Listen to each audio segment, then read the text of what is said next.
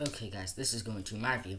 Mandalorian Season 2, Episode 7, The Believer.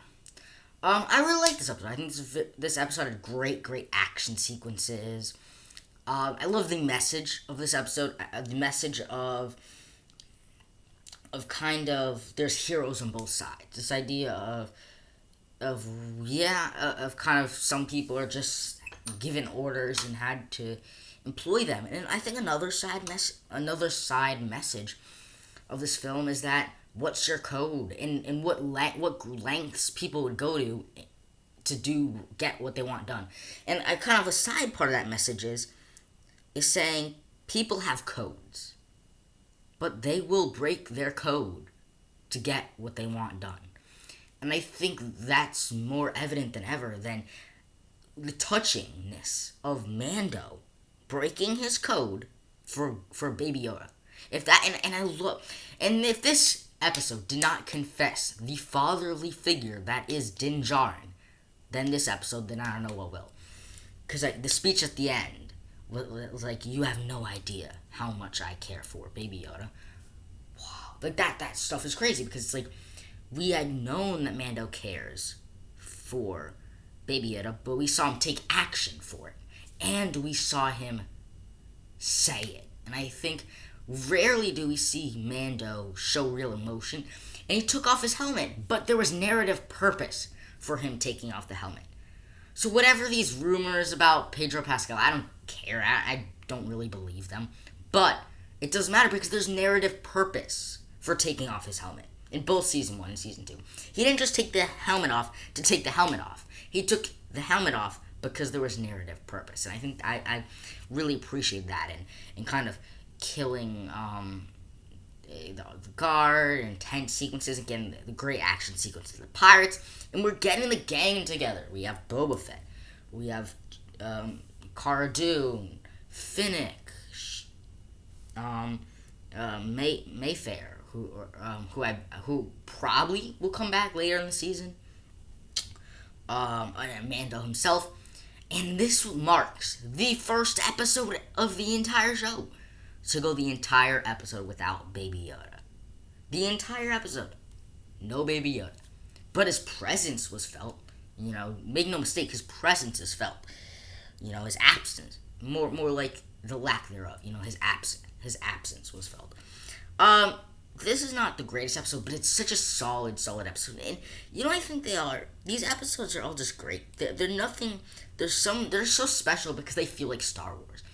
Every time I watch an episode of The Mandalorian, it just feels like I'm dipping right back into the world I love so much. That is Star Wars.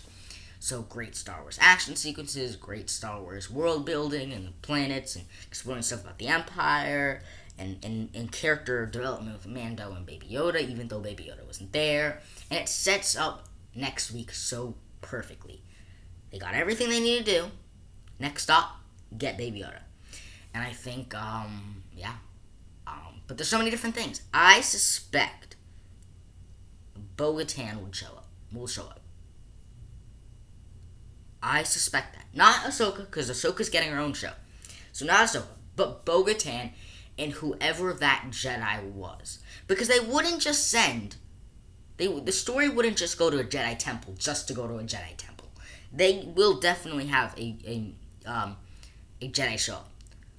Personally, it's probably going to be Ezra. Because Ezra makes sense because they're kind of building this whole Dave Filoni, Jon Favreau universe, bringing in the Rebels and Clone Wars characters. So, makes sense. Ezra, Rebels character. But maybe, I don't know, because I had thought that for a long time since Episode 5 came out. But because Ahsoka's getting her own show, I have a feeling that maybe the plot for that is finding Thrawn, which by extension would find Ezra. So maybe Ezra isn't going to show up. I don't think it would be Luke. It makes sense to be Luke, in that he would be hunting down Jedi's to train. It would narratively make sense, but I don't know what you would recast. A lot of people are saying Sebastian Stan because he looks like him. I don't think looks really matter. I mean, he probably could have, but I don't know. I don't care who they get. I mean, I don't think maybe digital for Mark Hamill, but I don't see that. I don't think. But a lot of people were weirdly and oddly saying Mace Windu, which for me seemed weird. Because Mace Windu, where are you getting that idea from? And then I thought about it. And then I was like, wait, but Boba Fett's there. And so it would give you narrative purpose to bring Mace Windu, because you would have the rematch of Boba Fett and Mace Windu and having to get over that hump for their own purposes. See, that's kind of the interesting thing, is that would bring conflict to the story, new conflict to the story that makes sense. So by bringing Mace Windu into the story, Mace and Boba have a history. Mace Windu killed Jango Fett, Boba Fett's father. So it would bring narrative purpose to it all. So I don't know, we'll see, but I'm stoked. This season has been great. No bad episodes this season. So we will see if the streak continues. I don't know who directs the next episode.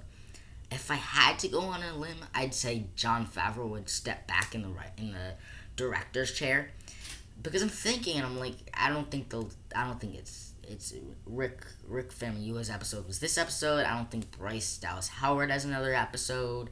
Dave Filoni doesn't have another episode. So I'm thinking. I mean, I don't know. Maybe someone we don't know. So I'm thinking Jon Favreau's going to direct too. He's going to be the only director to direct too. Because when you think about it, there were only 7 directors announced, and we've gotten 7 different episodes, 7 different directors. So I think Jon Favreau's going to direct again. Yeah, so we'll see. Stay tuned for videos coming at you.